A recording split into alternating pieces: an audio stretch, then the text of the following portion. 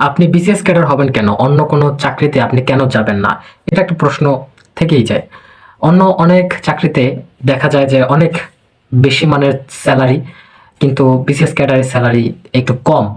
কিন্তু মানুষ BCS ক্যাডারকেই prefer করে। এটার মূলত কারণটা কি?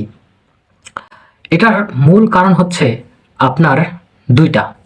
প্রথমত, আপনি সামাজিকভাবে একদম উপরের লেভেলে চলে গেলেন। মানে আপনি সম্মান পাচ্ছেন, এবং আপনি যখন দেখবেন যে আপনি একজন ক্যাডার, তখন আপনার আশেপাশের সবাই আপনাকে সমীহ করবে এবং আপনাকে সম্মানের চোখে দেখবে। কারণ আপনি আপনার মানে মারাত্মক লেভেলের যোগ্যতা দিয়ে তারপরে এই চাকরিটি নিয়েছেন। অন্যদিকে আপনি যদি দেখেন একটা মাল্টিন্যাশনাল কোম্পানিতে চাকরি করছেন, সেখানে আপনি হিউজ বেতন পাচ্ছেন, কিন্তু সেখানে আপনার একটা বিষয়, সেটা হচ্ছে ওই লেভেলের সম্মানটা কিন্তু পাবেন না। সম্মান বিসিএস ক্যাডারেই বেশি, কিন্তু মাল্টিন্যাশনাল কোম্পানিতে আপনার স্যালারি বেশি হতে পারে, কিন্তু সম্মান বেশি হবে না। এটা হচ্ছে প্রথম কারণ। দ্বিতীয় কারণটা, সেটা হচ্ছে আপনি যখন বিসিএস ক্যাডার হবেন, তখন আপনি কিন্তু একটা পোস্ট নিশ্চিত করেছেন এবং এখানে চাকরি যাওয়ার ভয় তেমন একটা নেই। সুতরাং আপনি আপনার পায়ের নিচের মাটি শক্ত করলেন, মানে একদম পুরো সিকিউর একটা লাইফ পেলেন।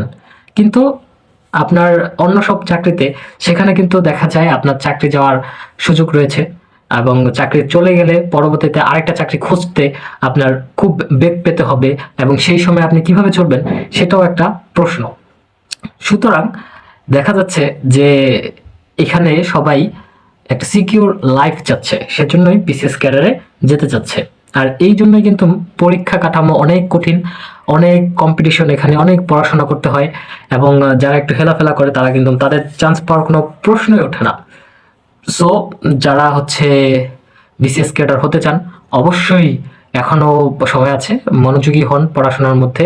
কারণ আপনার যখন সামাজিক অবস্থান উন্নত হবে, আপনি নিজের মধ্যে একটা চেঞ্জ পাবেন, এবং নিজেকে একটা মনে করেন সফল মানুষ হিসেবে সমাজে এবং নিজেকেও স্বীকৃতি দিতে পারবেন।